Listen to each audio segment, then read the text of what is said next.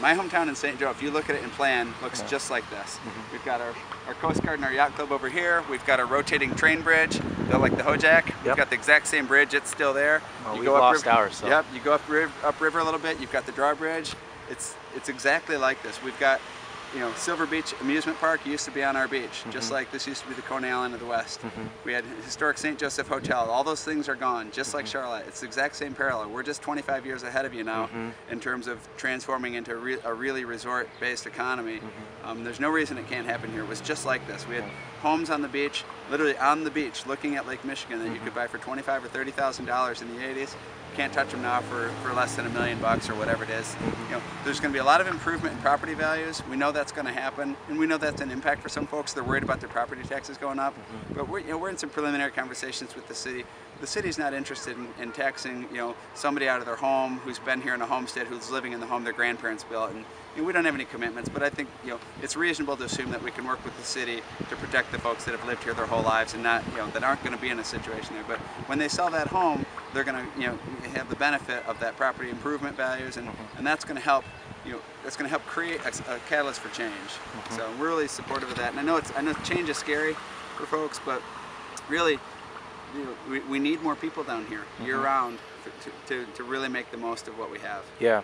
So a lot of people have suggested, more park-like atmosphere. Why don't we keep this all public? Maybe some amusement rides, boat rides, an aquarium, that sort of thing. Sure. Why can't we start with that without the housing? Sure. Well, it's one, there's no funding for it, and it's hard to build those things without the critical mass of people. I think once you have the people, if we get the critical mass of people down here, there's your site to do all those things. Take that parking, turn that into all of that use, get enough critical mass down here where we can afford a parking deck at the other end of the site. Let's be honest, a surface parking space costs about $2,500 to build.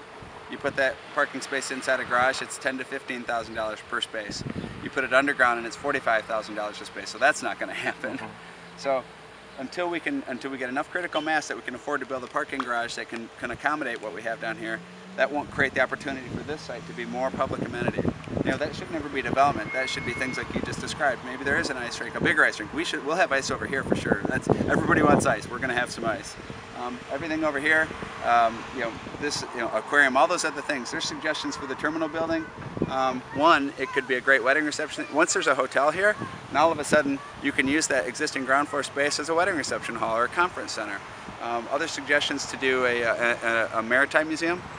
The city's not going to fund a maritime museum. That's not what they're going to do. But if there's a private endowment to get that going, I'm certain the city would enter into a partnership to use the building that way. Maybe there's folks that are talking to the U.S. Olympic Committee about a sailing center. The level of quality of sailboat racing in Rochester, there's an infrastructure you need to do that for international regattas. Rochester has it with the principal race officers over at the yacht club. This is a great place to sail and race, and it's a real destination. A U.S. Olympic sailing the racing facility could happen here. That could be housed in here, or maybe in the Link building, which is down at the end. All of those things are possible. They'd be partnerships with the city. The city's not going to fund them, and nor should they.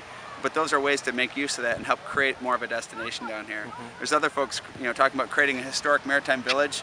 I think the best place for that's down at the historic port site, where the Charlotte Social Club, those areas down there where you've got all that. And those are folks talking about everything from restoring all the buildings to even at sometimes people in period costume to help tell the story and bringing in historic ships.